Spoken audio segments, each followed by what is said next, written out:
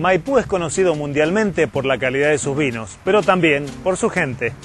Un ejemplo de ello es Pedro Manfredini, futbolista que jugó en la selección nacional y que también triunfó en Italia. Además podemos destacar al cantante Antonio Tormo y al artista Antonio Sarelli. 617 kilómetros cuadrados dan forma al departamento en el que habitan 154.000 maipucinos. Las villas de Maipú y Gutiérrez lentamente se fueron acercando al Gran Mendoza para terminar formando parte de él. En medio de los espacios rurales, surgen en Maipú otras localidades, más pequeñas algunas, pintorescas todas ellas. Entre las más grandes, Rodeo del Medio y Fray Luis Beltrán, se abren paso junto a otras localidades más pequeñas como San Roque, Barrancas, Cruz de Piedra y Russell, entre otras, que conforman este departamento hecho de la suma de 12 distritos. Hablar de economía en Maipú es hablar de la tierra y sus primicias. El departamento produce 8.000 hectáreas de hortalizas y 18.000 de frutales, vastas tierras donde la vid y el olivo prestan sus colores al paisaje, con 11.000 hectáreas de viñedos y 5.000 de olivos. El departamento de Maipú es uno de los más pujantes del Gran Mendoza, con una notable capacidad de desarrollo y de liderazgo en, por ejemplo, la industria vitivinícola, y hay muchas bodegas que están entre las principales exportadoras de la Argentina, ¿no? Más de 100 bodegas han contribuido a transformar los racimos en botellas y en la actualidad más de 70 de ellas permanecen en actividad, cuyos nombres ya son sinónimo de notables vinos como López, San Telmo y Reina Rutini. Calidad en Maipú que no está exenta de la cantidad en la producción de los dos mayores establecimientos vitivinícolas del mundo, Peñaflor y la cooperativa Fecovita, ex Giol. En esta zona está lo que se denomina primera zona vitivinícola, que es una región que dio unas características especiales para algunos tipos de uva, por ejemplo el varietal Malbec, que es el que distingue a Mendoza, y allí se han asentado la mayoría de las bodegas que hacen vinos de alta calidad. Como ejemplo podemos dar a Norton, a Chandon, que están situadas en Luján, o algunas como bodegas López de Maipú, que son de las bodegas más tradicionales de Mendoza. Desde fines del siglo XIX, la Colina de Oro se hacía realidad por obra de Juan Giol y Bautista Jerónimo Gargantini, responsables de la bodega más grande de Mendoza y el país. Fueron empresarios de empuje, empresarios que cuesta imaginar ahora que en el término de pocos años, con esfuerzo, con una acción contundente, llegaron a poseer el patrimonio que han llegado a tener. Muchos templos del vino han escrito su historia en Maipú. La bodega Giol, que fue una de las más grandes en Maipú, que es la que más se trabajó, la bodega Furlotti, la bodega Baudrón, la bodega, por ejemplo, la Superiora, que es de Russell. Fueron bodegas grandísimas que había mucha fuente de trabajo. Pero si el vino es sinónimo de Maipú, en el departamento, la pasión es sinónimo de fútbol. Dos camisetas visten un mismo sentimiento popular que se reconoce cruzado o celeste, ya sea que se exprese en el Club Deportivo Maipú o el Club Gutiérrez Sport Club. La Escuela José Albino Gutiérrez amparó la idea en un lejano 17 de junio de 1923. Ese día, y con el nombre de Centro Deportivo General Gutiérrez, se fundaba el que luego sería Gutiérrez Sport Club. Con 3 años de edad, en 1926, el club se afilia a la Liga Mendocina de Fútbol para lograr inmediatamente el primer título de ascenso.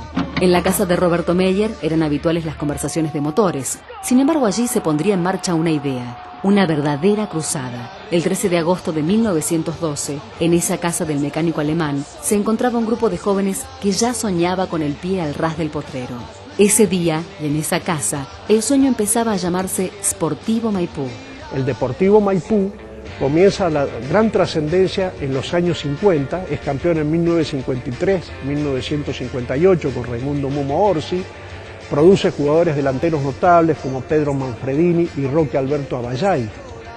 Y otro hecho importante en el Deportivo Maipú es que pudo ser campeón 27 años después del título del 58. Esto lo logró en 1985 con otra gran persona del fútbol, el negro José Manuel Ramos Delgado, que vino a dirigir a Maipú y que fue un hombre que se ganó el cariño de los maipucinos por el título logrado y porque lo clasificó para el Nacional B.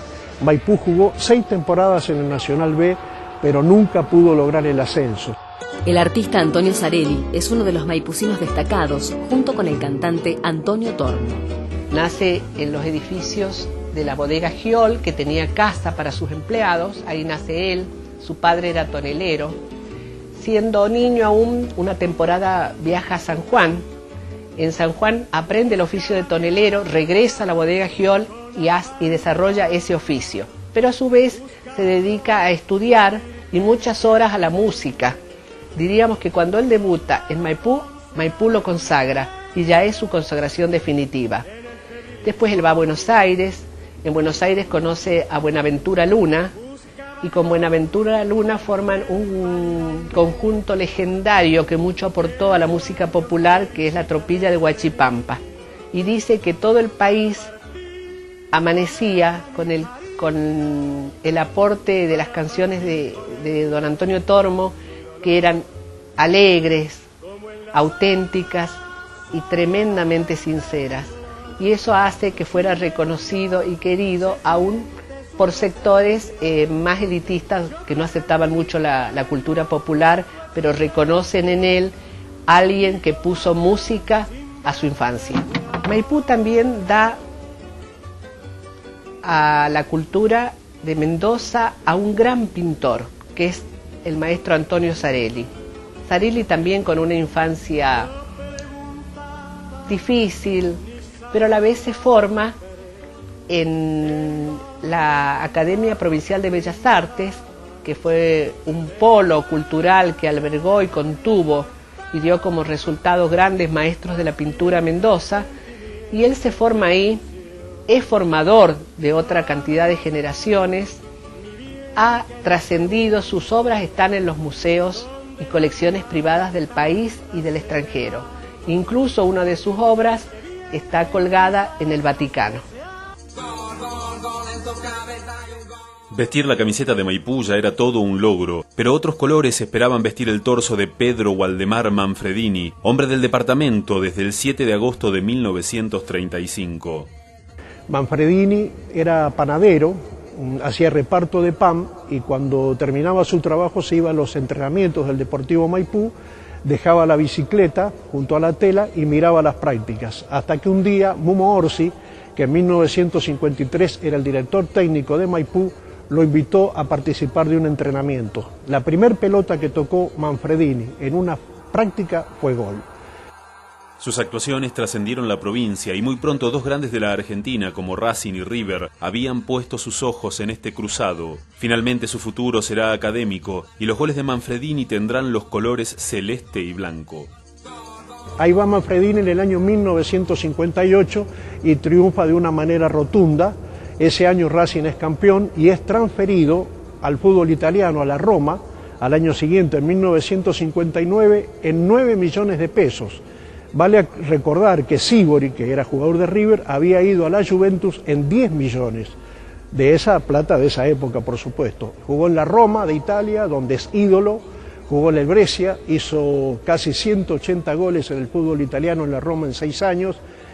Volvió a Mendoza, incursionó como director técnico en su querido Deportivo Maipú, en Luján Sport Club también, sin mucha suerte, y ahora está radicado nuevamente en Europa, donde administra un complejo turístico. Manfredini nunca se desarraigó de su provincia, caso contrario a Roque Alberto Aballay, que siendo mendocino, siendo maipucino, cuando se fue no volvió más. Manfredini siempre está regresando a su querida Mendoza.